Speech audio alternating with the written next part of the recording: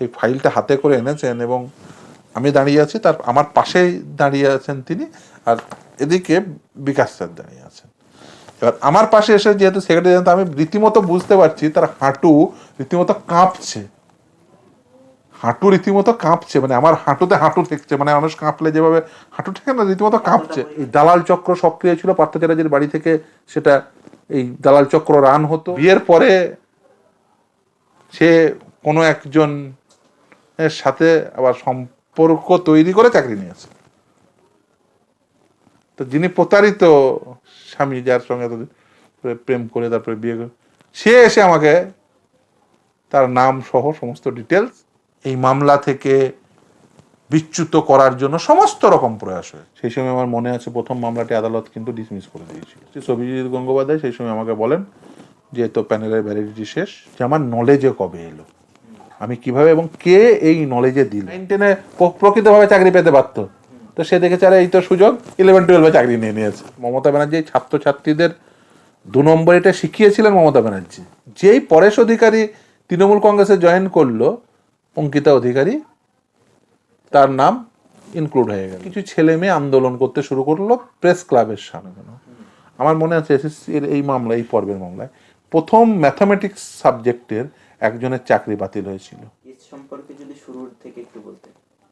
দেখুন, এই মামলাগুলো মূলত যদিও দুর্নীতি একদম পুরো অংশ জুড়ে হয়েছে, অর্থাৎ রিটেন এক্সামিনেশনের, অর্থাৎ যে ওএমআর শিট, সে ওএমআর শিটের শূন্যকে 53 করা হয়েছে, রেশিও ভায়োলেশন হয়েছে, ইন্টারভিউয়ের মার্কসের ম্যানিপুলেশন হয়েছে। যেমন ধরুন ক্লার্কের ক্ষেত্রে টাইপিং টেস্ট দিতে হয়, সেই টাইপিং টেস্টের মার্কসের ম্যানিপুলেশন রয়েছে। রিজার্ভেশন পলিসি মেনটেন করা হয়নি, রিজার্ভেশন রুল মেনটেন করা হয়নি, র্যাঙ্ক জাম্পিং রয়েছে, expiry of the panel appointment রয়েছে, এক্সেস ভ্যাকেন্সিতে অ্যাপয়েন্টমেন্ট রয়েছে। কিন্তু এই মামলাতে ধরুন এই ওএমআর শিট, সেই ওএমআর শিট কী হয়েছিল, একজন পরীক্ষার্থী পরীক্ষা দিয়েছিলেন, তিনি ওএমআর শিটটি জমা দিয়েছিলেন। স্কুল সার্ভিস কমিশন প্রথমে কোনো মেরিট লিস্ট প্রকাশ করেনি।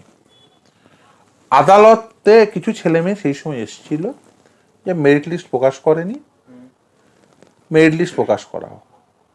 এবং প্রথম পর্যায়ে আদালতে যখন এসেছিল, তখন আদালত যে নির্দেশ দিয়েছিল তারপরেও মেরিট লিস্ট ওরা উইদাউট মার্কস প্রকাশ করেছিল। এবার ছেলেমেয়েরা উইদাউট মার্কস 1, 2, 3, 4 করে প্রকাশ করেছে, পরপর নাম রয়েছে কিন্তু কোনো মার্কস নেই। এখন একজন এসএসসির মতো এরকম একটি সংস্থাকে অবিশ্বাস করবে কি করে? অবিশ্বাস করার তো কোনো সুযোগ নেই, তার কারণ আর্টিকেল 12 অথরিটিকে কেন অবিশ্বাস করতে? মানুষ তো এই বিশ্বাসই করেন এসএসসি সঠিকভাবে নিয়োগ করবে। ইন দ্য মিন হোয়াইল, যেহেতু এবার 2016 সালের রিক্রুটমেন্ট প্রসেস, 2020 সালে কোভিড আসে। কিছু ছেলে মেয়ে দেখতে পান যে কোভিডের পিরিয়ডে একেবারে কিছু তাদেরই বন্ধু বান্ধবরা, তারা পরিচিত কিছুজন, হঠাৎ করে তাদের পরের র্যাঙ্ক থাকা হয়েও তারা শুনছে তারা শিক্ষক হয়ে গেছে। তারা আমার কাছে আসেন, এটা তো বললে হবে না, শিক্ষক হয়ে গেছে, আর সেই সময় স্কুলগুলোও বন্ধ, তোমাদের প্রমাণ আনতে হবে। তারা বলে কিভাবে প্রমাণ আনবো? আমি বলি আরটিআই করো। স্বাভাবিকভাবেই আরটিআই তারা এসএসসিতে করেন, এসএসসি কোনো অ্যান্সার দেয় না। বোর্ডে করেন, বোর্ডে কোনো অ্যান্সার দেয় না। তারা বলে স্যার অ্যান্সার দিচ্ছেন। আমি বললাম প্রথমে এসপিআইও করো, তারপরে ফার্স্ট অ্যাপিল করো। তখন আমি ওদের বলি আচ্ছা একটা কাজ করো তো, তোমরা তো বলছো যে অমুক স্কুলে পেয়েছে, স্কুলগুলোতে সব আরটিআই করো তো। তারা স্কুলগুলোতে আরটিআই করেন। আপনি এই যে শ্বেতাবুদ্দিন, এই যে নামগুলো সব শুনতে পান, এই শ্বেতাবুদ্দিন, নাসরিন, অনেক নাম, আব্দুল গনি আনসারি, অনেকে মামলা করেছে। আমার কাছে কয়েকশো ছেলে মেয়ে মামলা করেছে, 1000-এরও অধিক, সে সংখ্যাটা অনেক অনেক। সেই সময় থেকেই কি দুর্নীতিটা সামনে আসতে শুরু করে? এবার কিভাবে পেলাম তথ্যটা, সেটা গুরুত্বপূর্ণ। তারপরে এই স্কুলগুলো তখন তথ্য দিতে শুরু করে যে হ্যাঁ, যেমন ধরুন শেতাবের ক্ষেত্রে, শেতাবের পরের র্যাঙ্ক করা ব্যক্তি ইনসান, সে চাকরি পেয়েছে, তার চাকরি পাওয়ার একটা ইতিহাস আছে, তো সে তাকে র্যাঙ্ক জাম্প করে চাকরি দেওয়া হয়েছে। আসলে এই যে যখন এই যে ববিতা মামলা করেছে, আমার কাছে মামলা করেছে, এই যে অঙ্কিতা অধিকারী, এই প্রথম জানা যায় যে বেসিক্যালি 2 নম্বরই করেছে এই অঙ্কিতা অধিকারী নিয়ে। তার কারণ all of the sudden Ankita অধিকারীর নাম লিস্টে চলে আসে, যে প্রথম যে লিস্ট ছাপিয়েছিল সেই লিস্টে কিন্তু তার নাম ছিল না, ওয়েটিং লিস্টে তার নাম ছিল না। যেই পরেশ অধিকারী তৃণমূল কংগ্রেসে জয়েন করলো, অঙ্কিতা অধিকারী তার নাম ইনক্লুড হয়ে গেল লিস্টে। এই নিয়ে কিছু ছেলে মেয়ে আন্দোলন করতে শুরু করলো প্রেস ক্লাবের সামনে। আপনাদের মনে থাকবে এই যে লোকসভা ভোট, তার আগের লোকসভা ভোটের সময়। তো সেই সময় যখন কিছু ছেলে মেয়ে আন্দোলন করতে শুরু করলো, তখন সেই সময় যেহেতু লোকসভা ভোট হচ্ছে, ভোটের প্রাককালে সেই সময় মমতা বন্দ্যোপাধ্যায়ও সেখানে পৌঁছে গেল। পৌঁছে গিয়ে তারা প্রতিশ্রুতি দিয়ে এলো, মমতা বন্দ্যোপাধ্যায় প্রতিশ্রুতি দিয়ে এলো, এখন তো যেহেতু লোকসভা ভোট চলছে এই সময় তোমাদের নিয়োগ করা যাবে না, কিন্তু তোমাদের দেখছি নিয়োগটা কি করা যায়, আমরা যা কথাবার্তা তারা নিজেদের মধ্যে বলেছিল। কিন্তু মমতা বন্দ্যোপাধ্যায় একটা গুরুত্বপূর্ণ কথা বলেছিল সেখানে গিয়ে। সে বলল যে একটা কমিটি তৈরি করে দিতে বলছে পার্থ বলে। পরবর্তীতে যে কমিটির কথা বলেছিলেন, যে সে বলেছিল যে কিছু ছাত্রদের মধ্য থেকে কিছু লোকজনকে নিচ্ছে আর ওই অফিসিয়ালসরা কিছু থাকবে, দিয়ে কমিটি তৈরি করে দিচ্ছে 5 জন করে। 5 জন তো ধরা পড়েছে যারা, যে কমিটি সরকারি পক্ষে, আর বাদ বাকি বেসরকারি পক্ষ, অর্থাৎ এই ছাত্রদের মধ্যে থেকে যারা আন্দোলন করছিল তাদের মধ্য থেকে যারা ওই কমিটির অংশ ছিল, তাদেরকে সবাই র্যাঙ্ক জাম্প করে চাকরি দিয়ে দিয়েছে মমতা ব্যানার্জি। অর্থাৎ মমতা ব্যানার্জি ছাত্রছাত্রীদের 2 নম্বর এটা শিখিয়েছিলেন মমতা ব্যানার্জি, মানে দুর্নীতি করতে শিখিয়েছিলেন মমতা ব্যানার্জি। ওই যে কমিটি তৈরি করে দিল, ইল্লিগাল কমিটি, যেটা পরবর্তীতে আদালত বলেছে যে ইল্লিগাল কমিটি, 5 সদস্যের কমিটি। 5 সদস্যের কমিটি যে নোটিফিকেশন সেটা সরকারি পক্ষে। ও 5 জন ছাত্রছাত্রীকে রাখারও কথা বলেছিল যারা আন্দোলন করছিল, যারা নেতা গোছের ছিল, সেরকম নেতা গোছের 5 জনকে র্যাঙ্ক জাম্প করে চাকরি দিয়ে দিয়েছিল, চাকরি দিয়ে তাদের মুখ বন্ধ করানোর জন্য। এবার সেই তথ্যটা এই ছেলে মেয়েগুলো পেয়ে যায়, তার কারণ তাদেরই বন্ধু বান্ধব, তারা তো আন্দোলন করছিল। আন্দোলনের যারা করছিল তাদের মধ্যে থেকে যারা যে কটা নেতা গোছের ছিল, সেই কটাকে মমতা ব্যানার্জি চাকরি দিয়ে, মমতা ব্যানার্জি ভেবেছিল যে এই কটাকে চাকরি দেবো, এদের মাধ্যম দিয়ে কিছু ক্যান্ডিডেট আনিয়ে নেব, সেখান থেকে পয়সা ইনকাম করে নেব, দিয়ে এদের মুখ বন্ধ করে দেবো। প্রথম চেষ্টা ছিল সরকারের আন্দোলনকে শেষ করার, বা একদম একদম। এবং শুধু তাই না, একদম ছেলে মেয়েদের জিজ্ঞাসা করে নাম ধরে ধরে বলে দেবে যে তারা সেই সময় যারা লিডার ছিল তাদের সবাই র্যাঙ্ক জাম্প করে চাকরি, কেউ ধরুন 9-10 সব, মানে 9-10 প্রকৃতভাবে চাকরি পেতে পারতো, তো সে দেখেছে আরে এই তো সুযোগ, 11-12 চাকরি নিয়ে নিয়েছে। আমি যা বলছি একদম সমস্ত তথ্য ভিত্তিক বলছি। 11-12 চাকরি নেই। এই যে ধরুন যেমন সেতাবের পরে র্যাঙ্ক করা যে ব্যক্তি, যাকে প্রাইভেট রেসপন্ডেন্ট বানিয়ে চাকরি, মানে মামলা করেছি, তার তথ্য যে আরটিআই করে এই যে সেতাব স্কুল থেকে পেয়েছে, সে তো নেতা ছিল, ওই যেখানে ওই যে প্রেস ক্লাবের সামনে যারা আন্দোলন করছে তাদের নেতা ছিল, সে তাদেরই বন্ধু বান্ধব, অনশন হয়েছিল, অবস্থান হয়েছিল, সেই নেতাকে মমতা ব্যানার্জি চাকরি দিয়ে দিয়েছিল র্যাঙ্ক জাম্প করিয়ে। ফলে এটা হয়েছে মমতা বন্দ্যোপাধ্যায়ের পক্ষ থেকে, মানে বেসিক্যালি এই দুর্নীতিটি শুরু করিয়েছিলেন মমতা বন্দ্যোপাধ্যায়, যার ফলে মানুষের সামনে চাক্ষুষ হয়েছিল। কিন্তু এই দুর্নীতিটা শুধুমাত্র এই প্রেস ক্লাবের সামনে 5 জন নেতাকে, 6 জন নেতাকে চাকরি দিল, বা তাদের মাধ্যম দিয়ে কিছু ক্যান্ডিডেট আনিয়ে নিয়ে চাকরি দিলে সেখান থেকে শুরু হয়েছে তা কিন্তু নয়।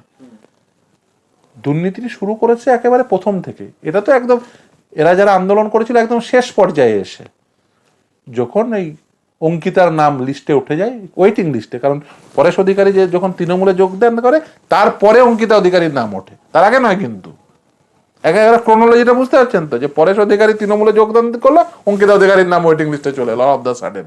পরবর্তীতে যখন ববিদের মামলা করি, তখন জাস্টিস অভিজিৎ গঙ্গোপাধ্যায় সেই সময় ছিলেন, তিনি ওই চেয়ারম্যানকে বলেন যে ওই তুমি জানাও যে অঙ্কিতার নাম্বার কত আর ববিতার নাম্বার কত।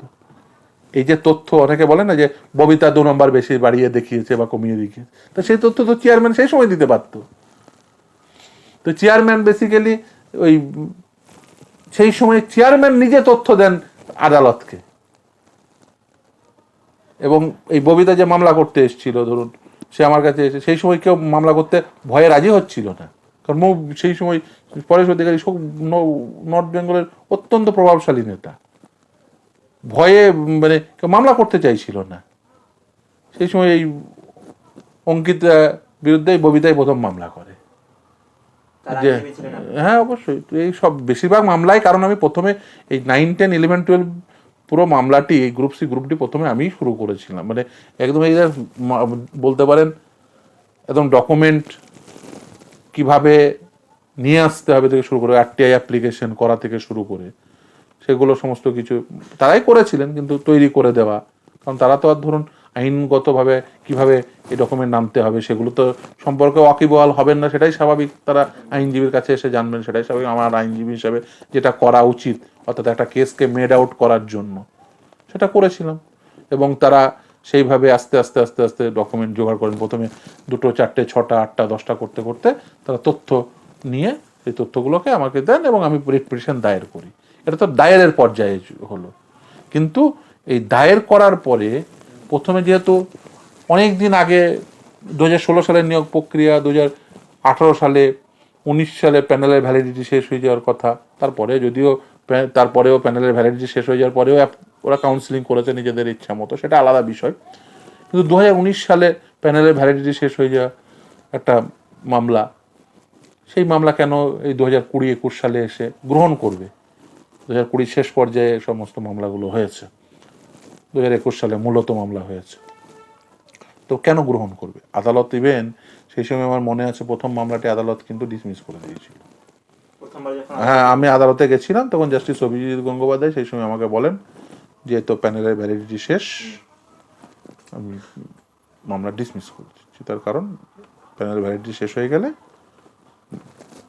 এই ধরনের মামলা করা যায় না, স্বাভাবিক সাধারণভাবে, কারণ অ্যাপয়েন্টমেন্ট কী করে তোমাকে দেবে, এটা সাধারণভাবে। আমি তখন পরের দিন, যেদিন এই মামলাটি ডিসমিস করলেন তার পরের দিন একই মামলা নিয়ে, একই ধরনের মামলা নিয়ে আবার যেহেতু অনেকগুলো রিট পিটিশন দায়ের করেছি, গেলাম এবং একই সময় আমার মনেও আছে সময়টা ওই 2:30টার দিকে, তো গেলাম, তো উনি মামলা বললেন যে আমি প্রথমে গিয়ে প্রথম সাবমিশন যে মাই লর্ড তুমি গতকাল আমার একটা মামলা ডিসমিস করেছো, কিন্তু আজকে তোমার আমি একটা পেজ দেখাবো, তারপরে তুমি চাইলে আমার উপর কষ্ট ইম্পোজ করতে পারো।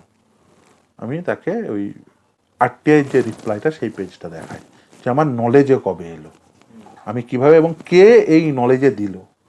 দেখো, স্কুল অথরিটি আমাকে এই আরটিআই রিপ্লাইটা দিয়েছে, তার কারণ আমি এসএসসির কাছে চেয়েছি, বোর্ডের কাছে চেয়েছি, কেউ অ্যান্সার দেয়নি। আমি স্কুলকে করেছি, তাই স্কুল অ্যান্সার দিয়েছে বলে আমি প্রথম জানতে পারি যে আর আমি যদি উইদাউট এনি ডকুমেন্ট তোমাকে রিট পিটিশন দায়ের করি, তুমি তো আমার রিট পিটিশন এমনি ডিসমিস করে দিতে, প্রুফ না নিয়ে গেলে।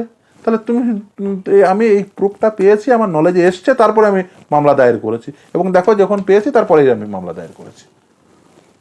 তিনি শুনলেন, তিনি দেখলেন এবং একটা রিপোর্ট ফাইলিংয়ের নির্দেশ দিলেন। ইন দ্য মিন হোয়াইল ওরা ওই যে একটা রিপোর্ট আসে, মাঝে একটা দুটো মামলা তিনি রিলিজও করেছিলেন।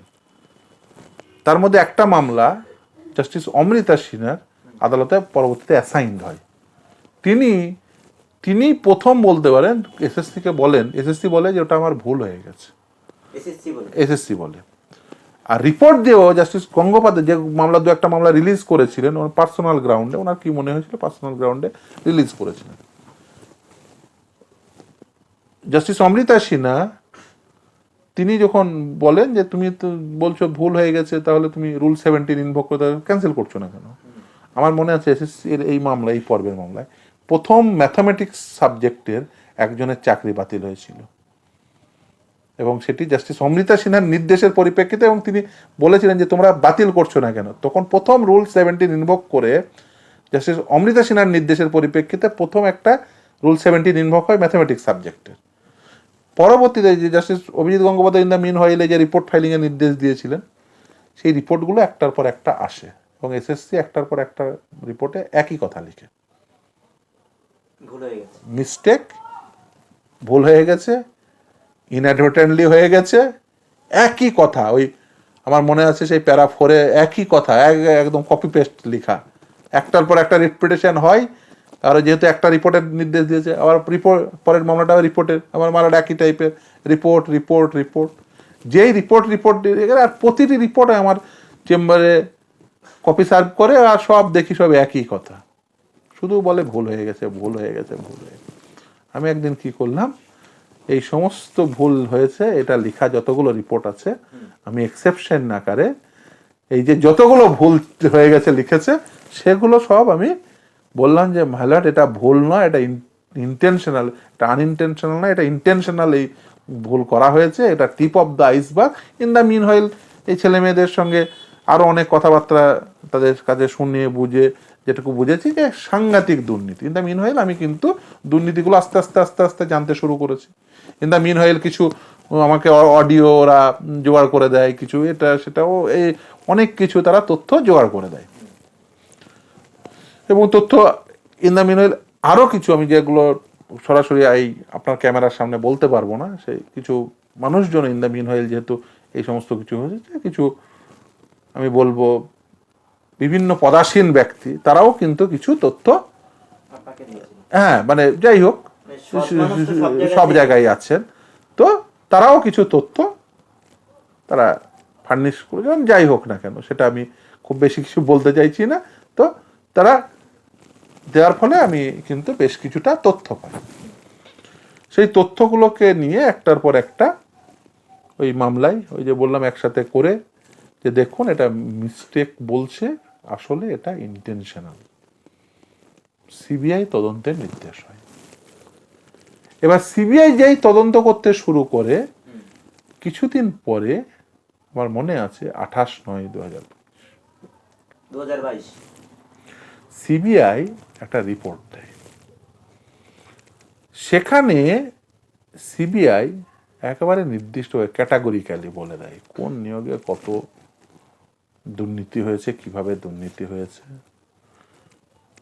ওএমআর শিটের ইন দ্য মিনহইল ওরা কিন্তু এই হার্ড ডিস্ক উদ্ধার করে ফেলে গাজিয়াবাদ থেকে, এই পঙ্কজ বনসালের বাড়িতে। এবং সেই ওএমআর শিট যেহেতু উদ্ধার করে ফেলে, হার্ড ডিস্কটা উদ্ধার করে ফেলে, সেখান থেকে হিউজ করাপশন ধরা পড়ে যায়। এবার প্রথম যখন পাই তখন এই জাস্টিস অভিজিৎ গঙ্গোপাধ্যায়, আপনাদের মনে থাকবে সেই সময় দেখতেন আমরা এসএসসির অফিসে যেতাম, উনি একটার পর একটা নির্দেশ দিয়ে বলেন যে তুমি অর্থাৎ রিট পিটিশনারদের পক্ষ থেকে রিট পিটিশনারদের আইনজীবী, এসএসসির আইনজীবী, বোর্ডের আইনজীবী এবং সিবিআই, তারা সব ইয়ে করে এগুলো ট্যালি করবে যে আদৌ ওটা ঠিক কিনা। ইভেন দেখবেন এই এতে আমরা ট্যালি করে আদালতে রিপোর্টও দিয়েছিলাম। প্রথমে বলে 10 জন 100 জনকে দেখবে, প্রথমে 100 জনকে দিয়েছিলেন, পরে আমার চেম্বারে এখনো রাখা আছে। পরে এই যে যারা যারা অ্যাপয়েন্টেড হয়েছিলেন তাদের প্রত্যেকের ওই ওএমআর শিট সহ প্রত্যেকের ডকুমেন্ট একটা সিলেকশন প্রসেসের দিয়েছিলেন, যে বলেছিলেন ট্যালি করবে। ওই আমার এখনো মনে আছে এত বড় বক্সে সেই ওএমআর শিটগুলো এসেছিল, আমাকে সেগুলো ট্যালি করতে হয়েছিল। একটা রিপোর্ট সিবিআইয়ের পক্ষ থেকে একটা রিপোর্ট আসে, আমরা সেই রিপোর্টটা ট্যালি করে দেখি এবং সেই রিপোর্টটা আদালতে জমাও দিই। ওই সময় পুজোর সময় ছিল, সম্ভবত যে বেশ কয়েকজন চাকরিও পেয়েছিল। সেটা তো পরে ঘটে, তারপরে ঘটে। তখন ওই ট্যালি করে বলতে চান যে কেন এই কত নাম্বার বেড়েছে, এগুলো ট্যালি করবে ওএমআর শিট দেখে। এবং এই যে সিবিআই যে চার্ট তৈরি করেছে, যে শূন্য বাড়িয়ে 53 করা হয়েছে, এগুলো কতগুলো ইনস্ট্যান্স হিসেবে তোমরা ট্যালি করে দেখবে। তো সেগুলো ট্যালি করে দেখি, আমরা এসএসসির দপ্তরে যাই, এইসব ঘটে, একটার পর একটা ঘটনা ঘটে। এবং আমরা সেখানে ট্যালি করতে গিয়ে সাংঘাতিক তথ্য দিই যে 053 হয়ে গেছে। তখন সে আদালতে প্রথমবার এগুলো সব আসে, আদালতে রিপোর্ট আকারে জমা দিই যে দেখো মাইলর 053 হয়ে গেছে। তখন জানা যায় ওএমআর শিটের মার্কস কিভাবে ম্যানিপুলেটেড হয়েছে, যেহেতু হার্ড ডিস্ক উদ্ধার করে। ইন দ্য মিন হয় এই যেহেতু একটার পর একটা এইসব দুর্নীতি ধরা পড়ছে, এবার একটা দুটো করে চাকরি বাতিল হলো, ওইসব ইনসান অমুক তমুক সব চাকরি বাতিল হলো, তারা সব অ্যাপিল করলো, সিবিআই তদন্তের নির্দেশের এগেনস্টে অ্যাপিল হলো, সুপ্রিম কোর্ট গেল, তবুও সুপ্রিম কোর্ট তদন্তের নির্দেশ বহাল রাখলো। অনেক প্রচুর মামলা হয়, যাদের চাকরি বাতিল হচ্ছে তারাও যাচ্ছে ডিভিশন বেঞ্চে, তারপরে যাদের তারা সুপ্রিম কোর্টে ছুটছে, সরকার মামলার পাহাড়, মানে মামলা এবং ডকুমেন্টের পাহাড় জমে যায়। এবং শুধু তাই না, এমনও ঘটেছে তারপরে ইন দ্য মিন হইল আপনারা জানেন বেশ কিছু ঘটনা ঘটে যে ইডি, সেটা তো ঘটেছে। ইভেন দেখবেন একটি মামলা, এই যে তারপরে পার্থ চ্যাটার্জির অ্যারেস্ট, এগুলো তো ঘটতেই থাকে। আমার মনে পড়ে সেই দিনের কথা, যে যখন পার্থ চ্যাটার্জির অ্যারেস্টের নির্দেশ চ্যালেঞ্জ করে ডিভিশন বেঞ্চ স্টে দিল, তারপরেই আর একটা মামলাতে পার্থ চ্যাটার্জির আবার অ্যারেস্টের অর্ডার সিঙ্গেল বেঞ্চ দিল। তখন আবার জানা যায় আর এক রকমের দুর্নীতি। আলটিমেট পার্থ চ্যাটার্জি অ্যারেস্টেড হলো। তারপরে যেহেতু ডিভিশন বেঞ্চের কিছু অবজারভেশন আমার মনে পড়ে, সেই এই বলতে পারেন ওই এসপি সিনহা, ওই 5 সদস্যের কমিটির যে যারা সদস্য ছিলেন এসপি সিনহা সহ, তাদের সব আদালতে ডেকে পাঠান। একটা ডক্টর বাবু, তিনি ওই যে আদালতে আসতে পারবে না বলে সার্টিফিকেট দেয়, তাকেও ডেকে পাঠান। ওই এসপি সিনহা সহ যারা এই সমস্ত যুক্তে ছিলেন তাদের সব ওই হাইকোর্টে ডেকে পাঠিয়ে তাদের কাছে জেরা করান কোর্ট নিজে, এবং সেটা বন্ধ দরজায়, আমাদের ইন ক্যামেরা প্রসিডিংস বলা হয়, ইন ক্যামেরা প্রসিডিংস হয়, মানে একদম বন্ধ দরজায় কোর্ট প্রশ্ন করেন, আমাদেরকে প্রশ্ন করার সুযোগ দেন, আমরা প্রশ্ন পুট করি, এবং কেউ ছিল না সেই সময় কিন্তু একদম দরজা বন্ধ করে শুধুমাত্র পিটিশনার পক্ষের আইনজীবী, রেসপন্ডেন্টের আইনজীবী এবং বিচারপতি, আর যাকে প্রশ্ন করা হচ্ছে অর্থাৎ এসপি সিনহা বা চেয়ারম্যান, এসএসসি চেয়ারম্যানদের সৌমিত্রবাবু সব ওই ওরা আসেন এবং ওরা ডকে ওঠেন, ওদেরকে আমরা প্রশ্ন করি, বিচারপতি আদার সাইড প্রশ্ন করেন, ওনার পক্ষের আইনজীবী যারা থাকেন তারা থাকেন, শুধুমাত্র আইনজীবীরাই থাকতেন, ওই মামলার সঙ্গে সংশ্লিষ্ট আইনজীবীরাই থাকতেন, বন্ধ করে বাকি আইনজীবীদের বেরিয়ে ছিল একদম। হ্যাঁ একদম, সেই সময় যেহেতু বন্ধ দরজার মধ্যে এগুলো হতো এবং এই এভিডেন্সগুলো নেওয়া হতো, প্রকিওর করা হতো, এবং পরবর্তীতে উনি থাকা অবস্থায় সেগুলো আবার টাইপ হতো, টাইপ হয়ে আবার বেসিক্যালি সেগুলোকে আবার কপি সার্ভিস করা হতো আমাদের। আমার কাছে এখনও সেই সমস্ত কি বলেছিলেন, কি প্রশ্ন পুট করা হয়েছিল, তার উত্তরে কি বলেছে, সে কপি এখনও আমার কাছে আছে, সমস্তগুলো আছে। বলতে পারেন এই মামলার মানে ডকুমেন্ট সেটা কয়েক লক্ষ পেজ, মানে কেউ বলে বিশ্বাসও করবে না, বাট ইটস আ ফ্যাক্ট, মানে কয়েক লক্ষ পেজ। সবটা তো রাখা সম্ভব হয়নি, যেগুলো সম্ভব হ্যাঁ গুরুত্বপূর্ণ সেগুলো তো অবশ্যই, মানে এখনো মামলা যেহেতু চলছে, মানে বলতে পারেন কারণ সিএবি হয়ে গেলেও এখনো মামলা চলছে, তো সেগুলো সমস্ত কিছু রাখা। তো যাই হোক না কেন, তো সেগুলো ঘটেছে। তারপরে মনে পড়ে যাচ্ছে সেই দিনের কথা, যখন এত সব ঘটার পরে যখন চাকরি বাতিল হচ্ছে, একটার পর একটা চাকরি বাতিল হচ্ছে, তারপরে যেহেতু ওই 952, 907, প্রায় যেমন ধরো নবম দশমে 952 জনের ওএমআর শিটের নাম্বার ম্যানিপুলেশন রয়েছে, একাদশ দ্বাদশে 907 জন number manipulation. Group D Lakshmi টুঙ্গার মামলায় জাস্টিস অভিজিৎ গঙ্গোপাধ্যায় নির্দেশ দিলেন যে সব বাতিল, ওই মাসের ম্যানিপুলেশন সব বাতিল, সেটাকে চ্যালেঞ্জ করে চলে গেল ডিভিশন বেঞ্চ হয়ে সুপ্রিম কোর্ট, স্টে করলো, আবার মামলা রিমান্ডেড ব্যাক হলো।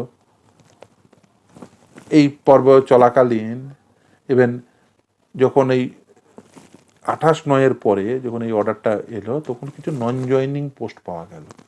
কারণ আমি যা বুঝেছিলাম সেই সময় আদালত যেটা চেয়েছিলেন যে এই আস্তে আস্তে যেগুলোকে যোগ্য, যেগুলো অযোগ্য সেগুলোকে বের করে দিয়ে সেই স্থলে যারা বঞ্চিত চাকরি প্রার্থী তাদের নিয়োগ, এবং সেই নন জয়নিং পোস্টে সেই সময় নিয়োগের নির্দেশ দিলেন, এবং নন জয়নিং পোস্টে দেখবেন ইলিয়াস সহ 65 জন চাকরিও পেল এই শেতাবুদ্দিনের মামলায়। জাস্টিস অভিজিৎ গঙ্গোপাধ্যায় নির্দেশ দিয়েছিলেন, সেই সময় চাকরিও পেয়েছে, তারা এখনো চাকরি করছে, টিল ডেট তারা এখনো চাকরি করছে, আদালতে সুপ্রিম কোর্টের স্টে অর্ডারের ফলে এখনো তারা কিন্তু চাকরি করছে, ওই আদালতের নির্দেশের ফলেই কিন্তু তারা চাকরি পেয়েছে। ইভেন এই যে গ্রুপ ডি এর ক্ষেত্রে কাউন্সিলিং এর নির্দেশ পর্যন্ত দেওয়া হয়েছিল, ওই লক্ষ্মী টুঙ্গার মামলায় কাউন্সিলিং এর নির্দেশ দেওয়া হয়েছিল যে ওদেরকে বের করে দিয়ে, যারা অযোগ্য তাদের বের করে দিয়ে নতুনদের কাউন্সিলিং করানো হোক, ফলে সেই প্রসেসও চালু হয়ে গেছিল।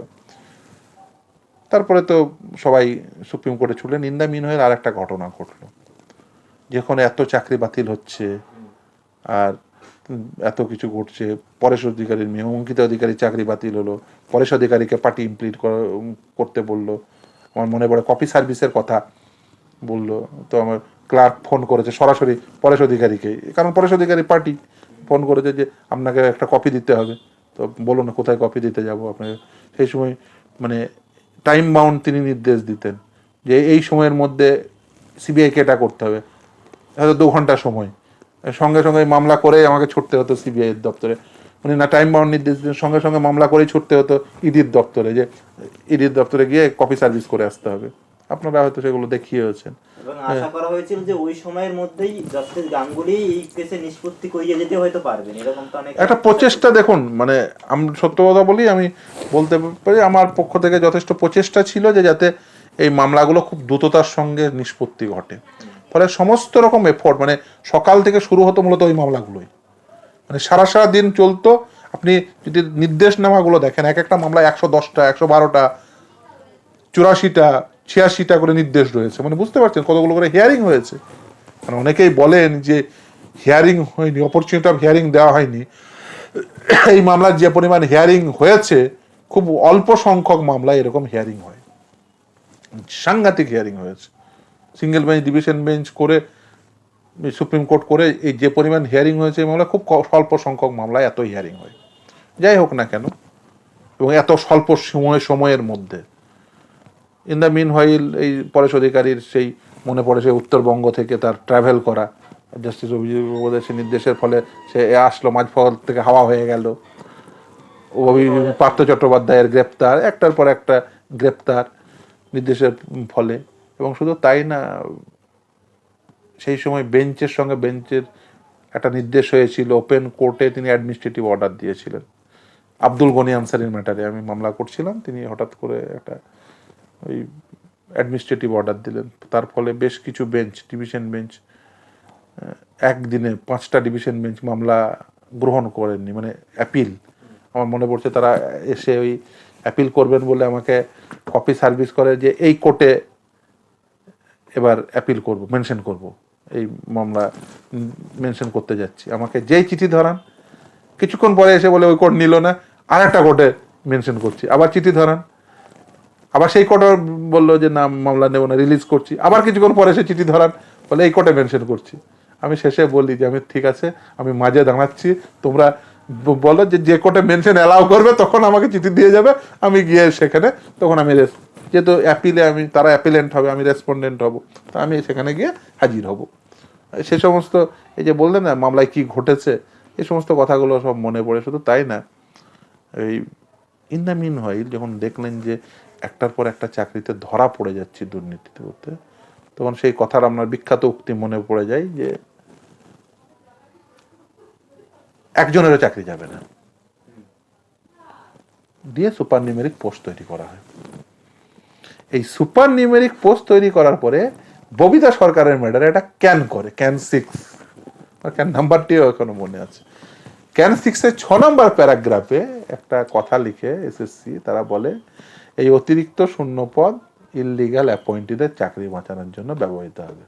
ইললিগাল শব্দটা তারা, হ্যাঁ তারা নিজে, হ্যাঁ একদম উল্লেখ রয়েছে যে এটা যেমন যারা চাকরি করছে তাদের চাকরি বাঁচানোর জন্য, লিগাল ওয়েতে যারা চাকরি করছে তাদের চাকরি থাকবে, এবং যারা মানে ওই চাকরি পেতে পারতো ওয়েটিং লিস্টেড ক্যান্ডিডেট চাকরি দেওয়ার জন্য, আর ইললিগাল অ্যাপয়েন্টিদের চাকরি বাঁচানোর জন্য, এই দুটো কারণেই এই সিটটা ব্যবহৃত হবে। তাহলে ইললিগাল অ্যাপয়েন্টিদের চাকরি বাঁচানোর জন্য এই সিট ব্যবহৃত হবে।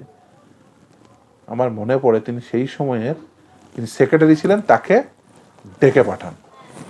এবং আমার এখনো সেই দৃশ্যের কথা মনে পড়ে যে তিনি রীতিমতো ওই ফাইল আনতে, ওই যে সুপার নিউমেরিক পোস্টের যে ফাইলটি সেটা আনতে বলেন, যে তুমি সেই ক্যাবিনেট ফাইলটি যেটা গভর্নমেন্ট গার্ড ফাইল সেটা নিয়ে আসবে।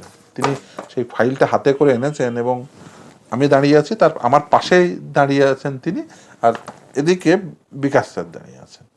এবার আমার পাশে এসে যেহেতু সেক্রেটারি, আমি রীতিমতো বুঝতে পারছি তার হাঁটু রীতিমতো কাঁপছে, হাঁটু রীতিমতো কাঁপছে, মানে আমার হাঁটুতে হাঁটু ঠেকছে, মানে মানুষ কাঁপলে যেভাবে হাঁটু ঠেকে না, রীতিমতো কাঁপছে, ভয় পেয়েছেন। এবং রীতিমতো মানে এরকম করে এরকম এরকম এরকম করে হাত কাঁপতে কাঁপতে তিনি ফাইল তুলছেন। আমার পাশে যেহেতু দাঁড়িয়ে আছেন, আমার পায়ে মানে হাঁটুতে হাঁটু ঠেকছে আর কি, হ্যাঁ। তো এরকম কাঁপতে কাঁপতে কাঁপতে কাঁপতে তিনি তো ফাইলটা খুলে দেখেন, মানে যে গার্ড ফাইল গভর্নমেন্টের, সেটা দেখেন যে নন পেজিনেটেড ফাইল। অর্থাৎ গভর্নমেন্ট ফাইলে সাধারণত কি হয়, প্রতিটি পেজ এই ধরনের সিদ্ধান্তের ক্ষেত্রে 1 নম্বর পেজ, 2 নম্বর পেজ। এখন জাস্টিস অভিজিৎ গঙ্গোপাধ্যায় যেহেতু নিজে তিনি সরকারি আধিকারিক ছিলেন, তিনি জাজ হওয়ার পূর্বে সরকারি আধিকারিক ছিলেন, ফলে তিনি নিজে এই ফাইলগুলো যেহেতু ডিল করতেন, জানতেন যে কোনো গভর্নমেন্ট ফাইল পেজিনেটেড ফাইল। তিনি ধরে ফেলেন, বলে এই ফাইল নন পেজিনেটেড কেন? তার মানে ফাইল বেসিক্যালি নন পেজিনেটেড, মানে যে কোনো পেজ যদি আপনি ছিঁড়ে নেন তাহলে তো আপনি যা বুঝতে পারবেন না, নন পেজিনেটেড ফাইল কেন? তিনি অ্যান্সার দিতে পারেন না। রীতিমতো আমি তখন যেই এই প্রশ্নটা পুট করেন, আমি বুঝতে পারি যে ওনার হাঁটুর কাঁপা বেড়ে গেছে, মানে সে রীতিমতো ঠক ঠক ঠক ঠক করে হাঁটু ঠেকছে আর কি, এইরকম কাঁপুনি। তো তারপরে আলটিমেট সিবিআই তদন্তের নির্দেশ দেন, বলে যে সুপার নিউমেরিক পোস্ট ক্রিয়েশনের সঙ্গে যারা যুক্ত তাদের সিবিআই তদন্ত। সেটাকে চ্যালেঞ্জ করে ডিভিশন বেঞ্চে যান, ডিভিশন বেঞ্চ ওই অর্ডার রেখে দেয়, সুপ্রিম কোর্টে যান, সুপ্রিম কোর্ট স্টে করেন। সেই স্টেটা এখনো আছে, সেই সংক্রান্ত মামলা স্টে। পরবর্তীতে এই যেহেতু সেকেন্ড রাউন্ডে এই লক্ষ্মী চন্দ্র সচিন্দ্র কুমার মণ্ডলের মামলাটা আবার ফিরিয়ে দিল, যখন এই মামলাগুলো সব ফিরিয়ে দিল, তারপরে আবার জাস্টিস দেবাংশু বসাক আবার সুপার নিউমেরিক পোস্ট ক্রিয়েশনের সঙ্গে যুক্ত ব্যক্তিদের সিবিআই তদন্তের নির্দেশ দিল। সেটাও আবার এই পর্যায়ে যেহেতু স্টে চলছে বৈশাখীর মামলায়, সেহেতু সেটা এই সিএবি হয়েছে, মামলা যে কোনো সময় অর্ডার দেবে, তারপরে বোঝা যাবে যে সেটা সুপার নিউমেরিক নিয়ে সিবিআই ইনভেস্টিগেশন করবে কি করবে না। এই অবস্থায় আজকের দিনে দাঁড়িয়ে আছে। ফলে সেই সময়ে যে সিবিআই তদন্তের নির্দেশ, সেটা কিন্তু অন্য একটি মামলায় স্টে হয়ে আছে, এখনো সেটা স্টে হয়ে আছে। আর যেহেতু জাস্টিস দেবাংশু বসাক পরবর্তীতে যে নির্দেশ দিয়েছিলেন, সেটাও স্টে হয়ে আছে, যেহেতু মামলাটি এখন বিচারাধীন চলছে, সিএবি হয়েছে। এখন যদি সেটা স্টেও উঠে যায়, আবার সিবিআই হবে, গোটা ক্যাবিনেট জেলে যাবে হয়তো। তো সেটা অন্য বিষয়, ভিন্নতর বিষয়। এই যে ঘটনাগুলো ঘটছে, একটার পর একটা ঘটনা ঘটছে, এই যে আমি বলছিলাম না, এই ঘটনাগুলো মানে আমি যদি এসএসসির পুরো ঘটনা বলতে যাই, কয়েকদিন পেরিয়ে যাবে, কারণ শত শত ঘটনা ঘটেছে। এবং সময়ের পিরিয়ডে কিন্তু আন্দোলনও চলছে। হ্যাঁ, একদম। এবং এই যে যারা চাকরি প্রার্থী ধরুন, তাদেরকে ইভেন ওই আন্দোলনে বসানোটা না, সেটা আমি সেটা ইভেন তার সঙ্গে সাইমেন্টেনিয়াসলি আন্দোলনে বসানো, ইভেন তারা প্রথমে আমার সাথে আসেন, তারা কথা বলেন, তারা বলেন যে তারা মূলত বসতে চেয়েছিলেন সল্টলেকে। তো তাদের সঙ্গে কথা বলেন, কারণ আইনজীবী হিসেবে তারা আমার সঙ্গে কথা বলেন, সেটাই স্বাভাবিক। ওই সমস্ত অর্ডারগুলো, সমস্ত মঞ্চের যারা গান্ধী মূর্তির সব অর্ডারগুলো আমারই বের করে, আমার কাছে মামলা করা, এবং আমি সেই মামলার আইনজীবী হিসাবে নির্দেশগুলো আদালতের কাছ থেকে পাই। এই সল্টলেকে আন্দোলন না করে ধর্মতলা আন্দোলন করে এই পরামর্শ আপনার? বলতে পারেন যে বলেছিলাম যে এটা করুন। তাহলে দেখুন, আন্দোলন তো একটা বেসিক পারপাস থাকে। আন্দোলনের বেসিক পারপাস কি? বেসিক পারপাস হচ্ছে জনগণের, বৃহত্তর জনগণ এবং প্রশাসনের কাছে, বিশেষ করে প্রশাসনের কাছে। এখন প্রশাসনটা তো তখন অলরেডি মামলায় বুঝে গেছি যে মূলত ওই এসএসসির অফিসটা সল্টলেকে হতে পারে, কিন্তু এসএসসি আসলে ওই এসএসসির ওই কয়েকজন আধিকারিক এখন আর চালাচ্ছে না। আসলে এটা এর পিছনে একটা রয়েছে মস্তিষ্ক, সেই মস্তিষ্কই চালাচ্ছে দুর্নীতি। আমরা ধরলাম র্যাঙ্কজাম থেকে, মানে মামলা করলাম অ্যাকচুয়ালি, কিন্তু শুরু হয়েছে তো ওএমআর শিটের নাম্বার ম্যানিপুলেশন দিয়ে। ওএমআর শিটের শূন্যকে বাড়িয়ে 53 করা হয়েছে।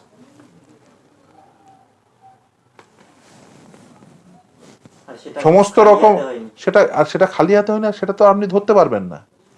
আদালত সিবিআই তদন্তের নির্দেশ দেওয়ার ফলে কিন্তু সেটা ধরা পড়লো, নাহলে এই দুর্নীতি ধরা পড়লো, না হলে কিন্তু এই দুর্নীতি ধরাই পড়তো না। আদালত, আমরা মামলা করেছি বলতে পারেন একদম শেষ পর্যায়ে, কিন্তু দুর্নীতি শুরু হয়েছে প্রথম পর্যায় থেকে। একটা প্রাতিষ্ঠানিক দুর্নীতি হলে যা হয়, প্রাতিষ্ঠানিক দুর্নীতি যেহেতু প্রথম পর্যায় থেকে শুরু হয়েছে, কিন্তু ধরাও তো আর সম্ভব না, কারণ ওএমআর শিটের মার্কস কোনোদিন পাবলিশ করেনি তারা। ওএমআর শিটের মার্কস ওএমআর শিটটি পাবলিশ করেনি, কাউকে দেয়ও নি কপি। কিছু জন ওই আদালতে মামলা করেছিল, যেমন ইলিয়াস একটা রং কোশ্চেনের মামলা করেছিল, সেই সময় যা মামলা করেছিল সেই সাপেক্ষে ওএমআর শিট দিয়েছিল। সেই একটা ওই 2018 সেটারও ইনস্ট্যান্সেস আমরা দিয়েছি, এই কলকাতা হাইকোর্টেও দিয়েছি, আর সুপ্রিম কোর্টেও দিয়েছি।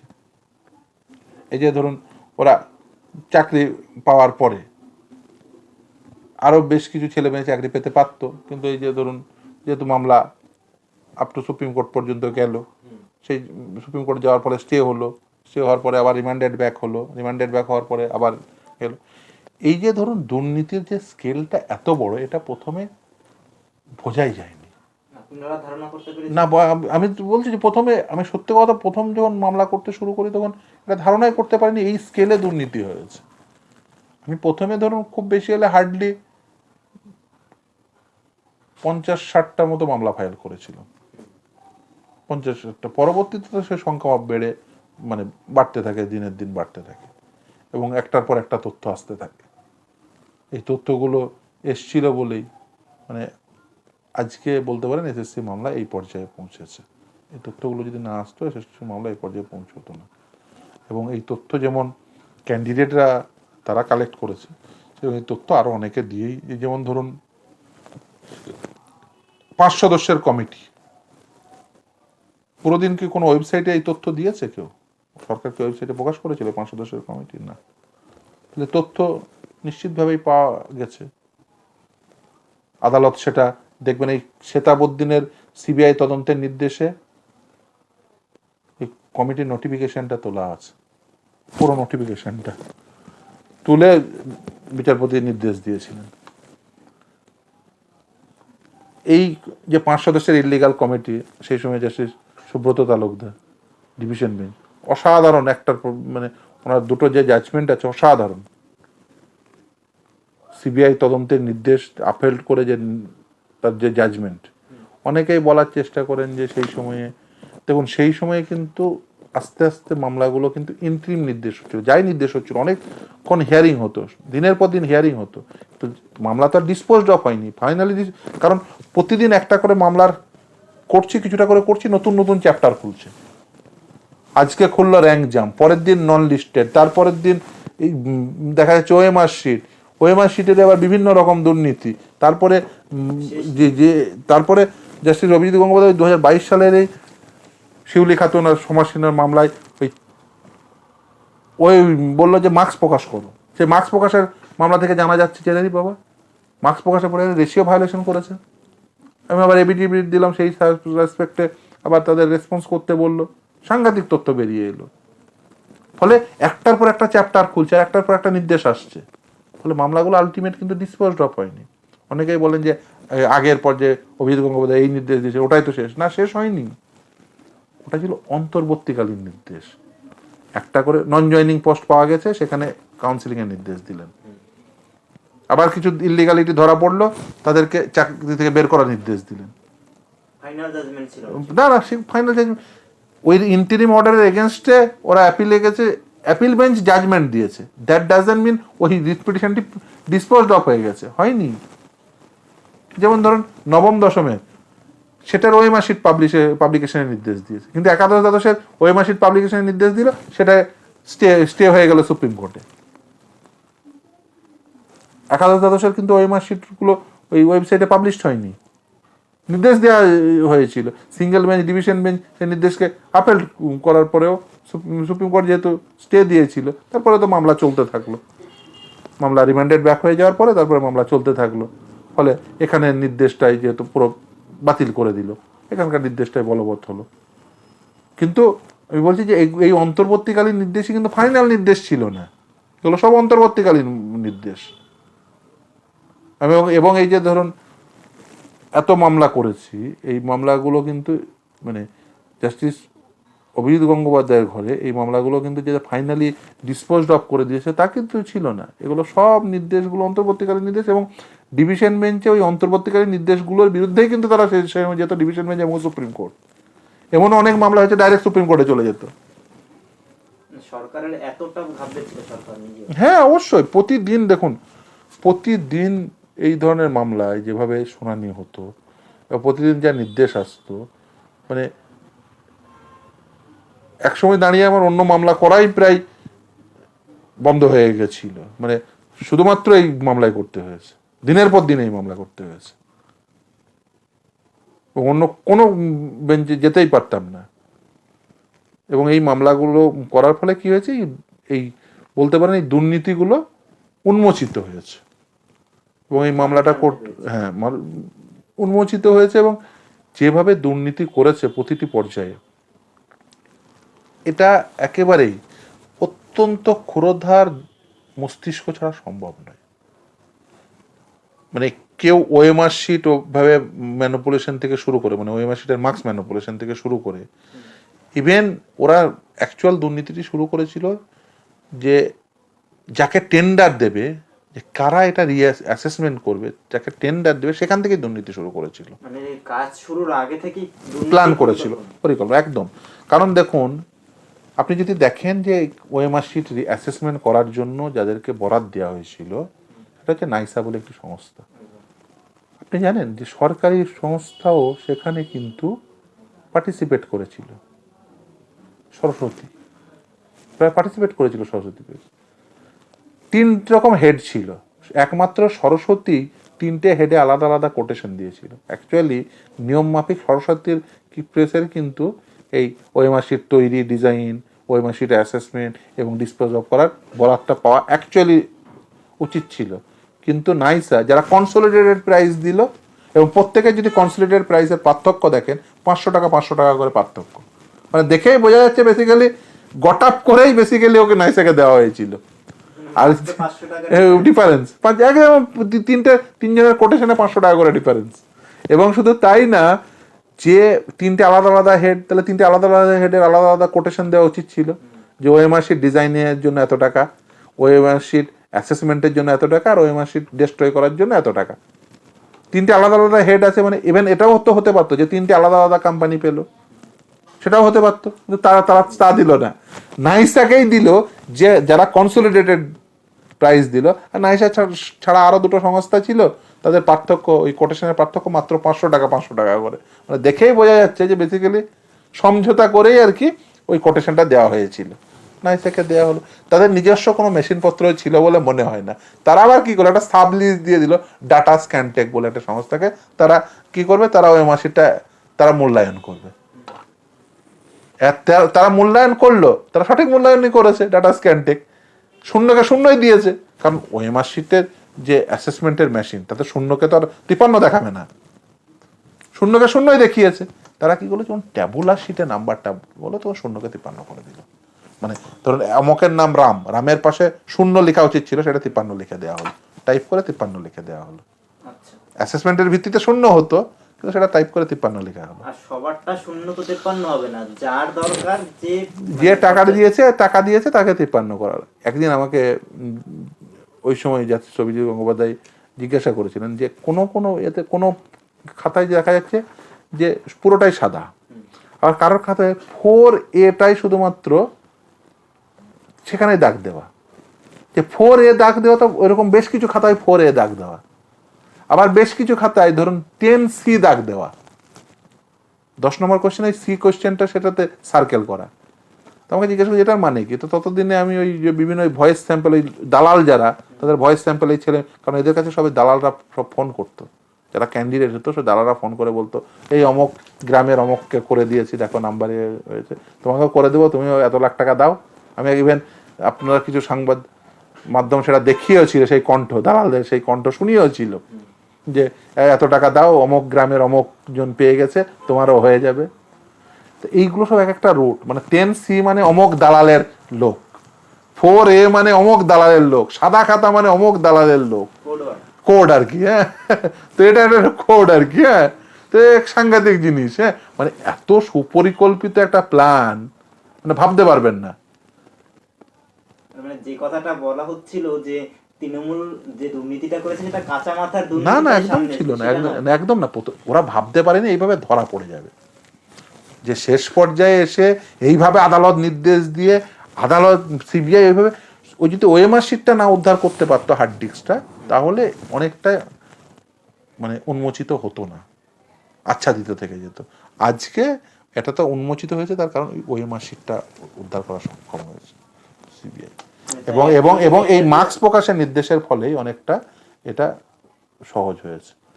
এবং এই যে বলছেন এই মামলার এই যে বিভিন্ন পর্যায়ে এই যে শুনানি, এবং এই সেই শুনানির মানে ঘন্টার পর ঘন্টা শুনানিতে কলকাতা হাইকোর্ট থেকে শুরু করে সুপ্রিম কোর্টের, অনেকেই বলেন যে অপরচুনিটি দেওয়া হয়নি। এই মামলায় আপনি খুব কম সংখ্যক মানে পতিতযশা আইনজীবী পাবেন যারা এই মামলায় অংশগ্রহণ করেননি। আপনি কলকাতা হাইকোর্ট থেকে শুরু করে সুপ্রিম কোর্টের এমন কোনো স্টলওয়ার্ড নেই যারা এই মামলায় দাঁড়াননি। খুব কম সংখ্যক স্টলওয়ার্ড পাবেন যারা এই মামলায় দাঁড়াননি।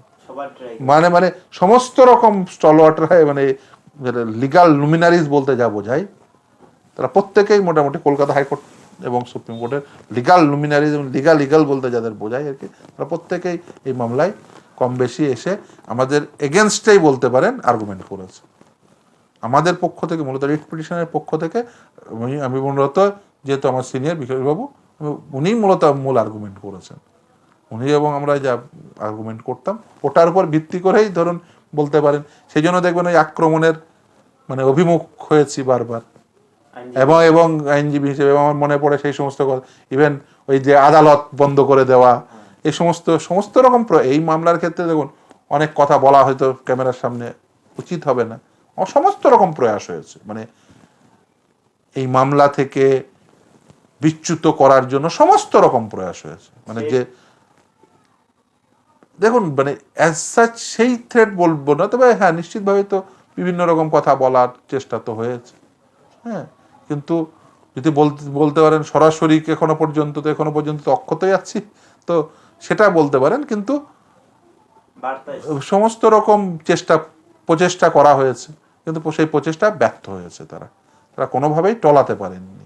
সেই জন্য দেখবেন এই আক্রমণের অভিমুখ বারবারও বিকাশবাবু এবং আমি হয়েছি বলে এই যত রকম অপপ্রচেষ্টা ছিল সেই অপপ্রচেষ্টা বন্ধ করতে পেরেছি, সেই অপপ্রচেষ্টা চেষ্টা করেছি। আমার মনে সে দেখুন সব রকমই চেষ্টা হয়।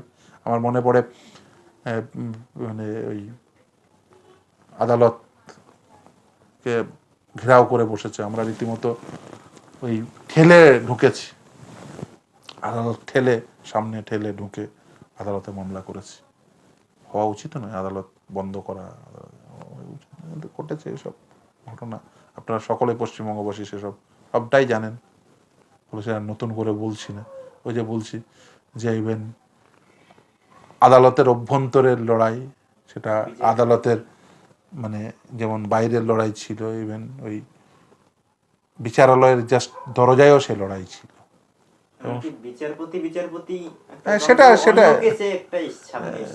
সেটা দেখুন সেটা হলো আলাদা বিষয়, সেই নিয়ে খুব বেশি মন্তব্য করতে চাইবো না। কিন্তু আমার একটা কথা নিশ্চিতভাবে বলবো যে ঘটনা সাধারণভাবে ঘটে না, অ্যাডমিনিস্ট্রেটিভ অর্ডার ওপেন কোর্টে সেটাও দেওয়া হয়েছে, সেটাও দিয়েছেন অ্যাডমিনিস্ট্রেটিভ অর্ডার ওপেন কোর্টে।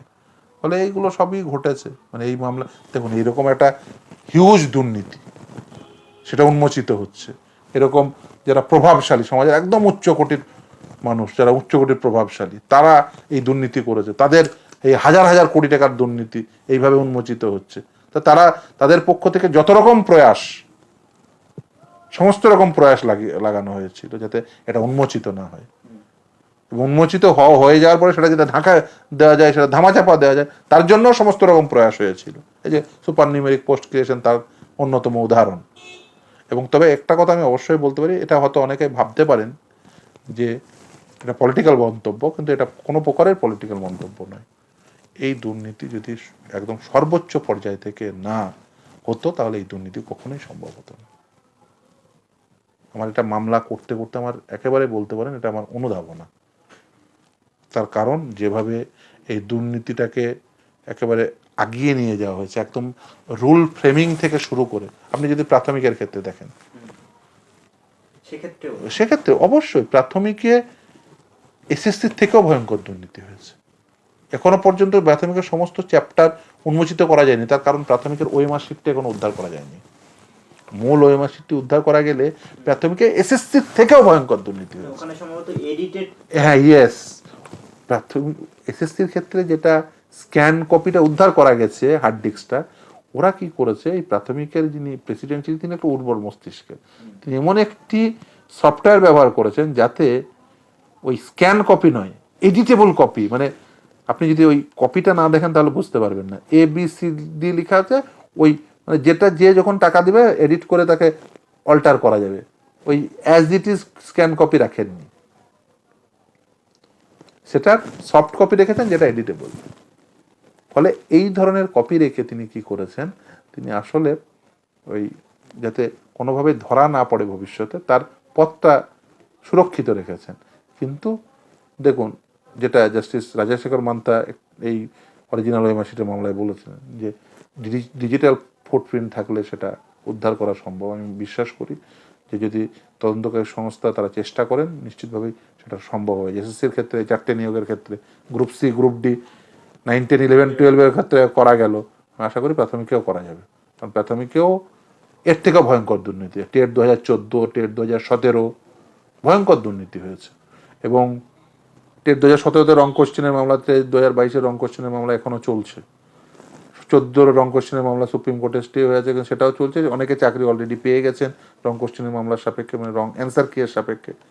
আশা করি ভবিষ্যতে আরও অনেকেই পাবেন, 14 সাপেক্ষেও বটে, 17 সাপেক্ষেও বটে, 22 সাপেক্ষেও বটে।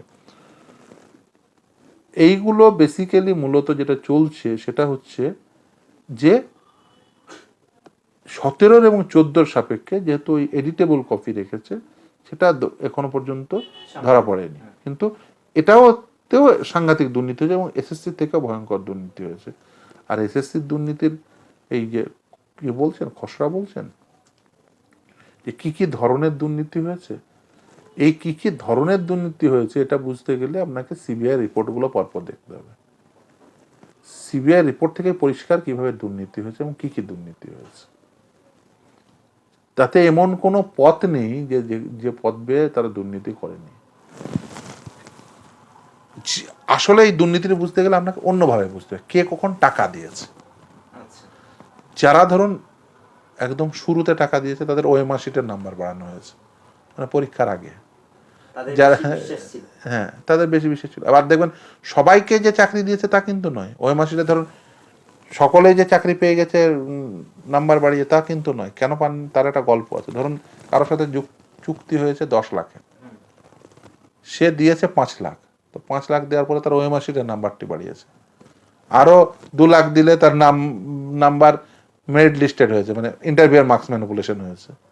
বুঝতে পেরেছেন? এইভাবে হয়েছে, মানে কারণ সবাই তো একসাথে 10 লাখ দিতে পেরেছে বা 15 লাখ দিতে পেরেছে বা 22 লাখ দিতে পেরেছে বা 25 লাখ দিতে পেরেছে, যার যার সাথে যার চুক্তি ছিল, তা তো ঘটেনি। সেই জন্য দেখবেন আমাকে একেবারে জিজ্ঞাসাও করেছিল, আচ্ছা ওএমআর শিটের সকলের একসাথে মানে ওএমআর শিট ম্যানিপুলেশন করার পরেও অনেকে চাকরি পায়নি কেন? এটা হচ্ছে যে বাড়ি বিক্রি করে তার সাথে চুক্তি ছিল 25 লাখের, বাড়ি বিক্রি করে সে দিতে পেরেছে বা জমি বিক্রি করে সে দিতে পেরেছে হয়তো 16 লাখ, তো বাকি টাকাটা এখন পর্যন্ত দিতে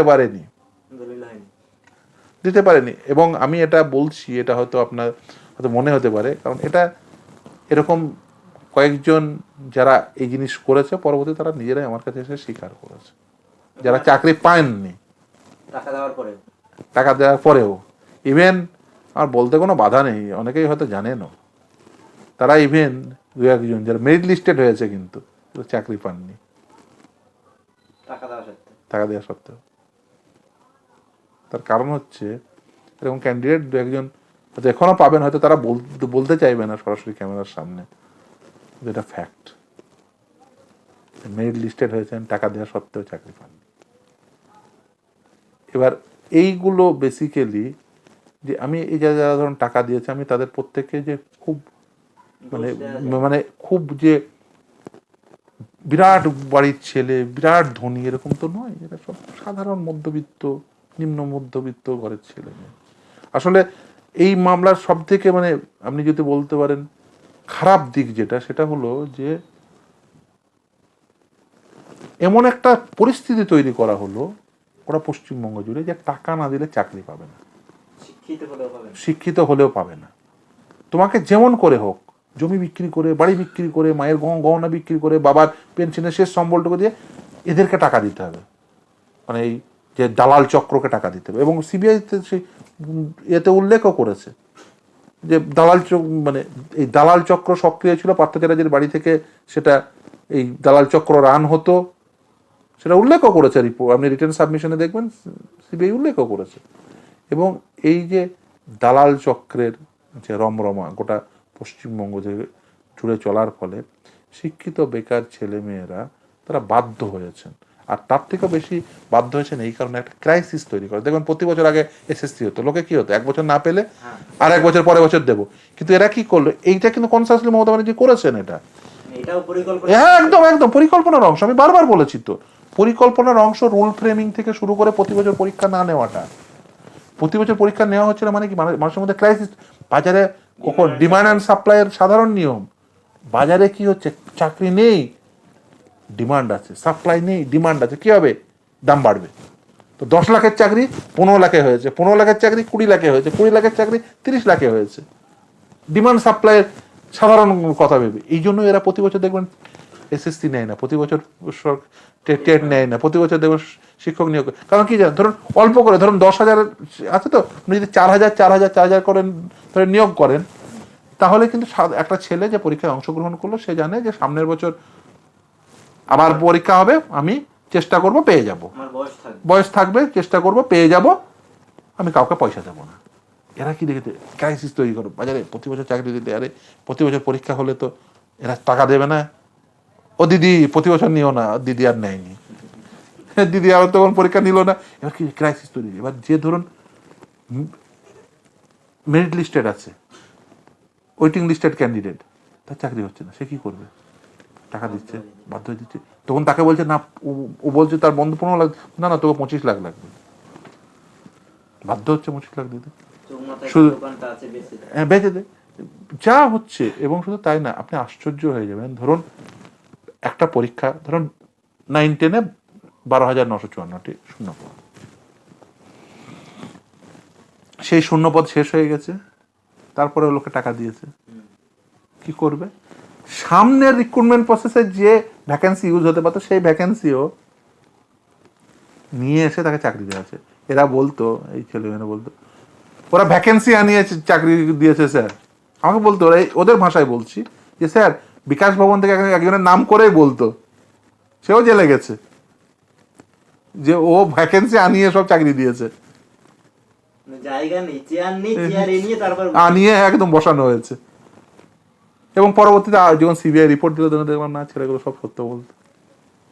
এই সিবিআই যে রিপোর্ট, যে রিটেন সাবমিশন সুপ্রিম কোর্টে জমা দিয়ে, সেখানে দেখবেন স্পষ্টত এই কথাই উল্লেখ করা আছে, সেই কথাটা ওরা আমায় বলতো। হয়তো তাদের কাছে অফার এসেছিল, হ্যাঁ অনেকের কাছে ফোন গেছিল তো, এ নিয়ে কোনো সন্দেহ, অনেকের কাছে ফোন গেছিল তো।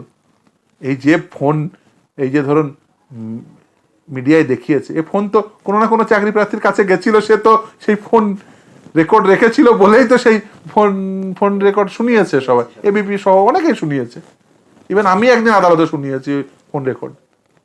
যদি আমি বলেছি আদার সাইড মানে অপোজ করে, কারণ একটি মামলায় আমার এখনো মনে আছে, সেই যে প্রাইভেট রেসপন্ডেন্ট হিসেবে চাকরি পেয়েছে তার নাম উল্লেখ করে বলছে যে আমি, দালাল বলছে আমি অমুককে চাকরি করে দিয়েছি আর একজনকে কনভিন্স করার জন্য, তুমিও পয়সা দাও তাহলে ওর মতো চাকরি হয়ে যাবে। তো বিচারপতি জানতে জানতে তুই এই তথ্য কোথা থেকে পেলে, মানে পেয়েছি তার কারণ হচ্ছে দেখো এই এই তথ্য, এদিকে এই ভয়েসে এই চাকরি প্রার্থীকে ফোন করেছিল, এদিকে এই তার ভয়েস,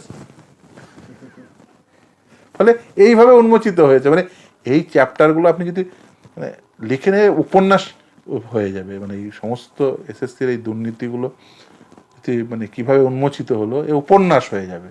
আরো অনেক গল্প আছে, যে গল্প মানে সব গল্প হয়তো ক্যামেরার সামনে বলা সম্ভব হবে না। একজন যেমন এলেন, বললেন তিনি হচ্ছেন একজন প্রতারিত হাজবেন্ড, তিনি তথ্য দিয়ে গেলেন এসএসসির ক্ষেত্রে। প্রাথমিকের একজন প্রতারিত স্বামী আছে, সেটা আলাদা গল্প, তারা প্রেম করতে বিয়ে করেছে, বিয়ের পরে সে কোনো একজন এর সাথে আবার সম্পর্ক তৈরি করে চাকরি নিয়েছে। তো যিনি প্রতারিত স্বামী, যার সঙ্গে প্রেম করে তারপরে বিয়ে করে, সে এসে আমাকে তার নাম সহ সমস্ত ডিটেলস দিয়ে গেল, যে এই সাবজেক্ট এই এই চাকরি পেয়েছে এই স্কুলে, এই চাকরি যেন যায় না, চাকরি মানে এ পেয়েছে আর কি। হ্যাঁ সে অবশ্যই সেই উদ্দেশ্যে, যাই বলুন না কেন, সে এসছে তার কষ্ট থেকে। মানে এই যে বলছি না, এই গল্পগুলো এগুলো হচ্ছে মানে এই যে বললাম যে উপন্যাস হয়ে যাবে। এবার ধরুন সে যখন এসছে আমার কাছে, সে স্বাভাবিকভাবেই সে আরো 5টা কথা বলেছে, 10টা কথা বলেছে, 50টা কথা বলেছে, তথ্য এসছে। হ্যাঁ, কিভাবে এই পুরো চক্রটি অপারেট করেছে, কিভাবে এই এসপি সিনহারা অপারেট করেছে, সব চকলেটের গল্প, ফুলের গল্প, অনেক গল্পই বলেছে আর কি। যাই হোক, একদমই দাদা, সেই গল্প অন্য একদিন শুনবো, কারণ অনেকটা সময় নিয়েছে আপনার। এবং তারপরে দেবাংশু বসাকের ডিভিশন বেঞ্চ এবং সুপ্রিম কোর্টের হিয়ারিং, সেই বিষয় নিয়েও কথা বলবো। সময় দেওয়ার জন্য অনেক অনেক ধন্যবাদ।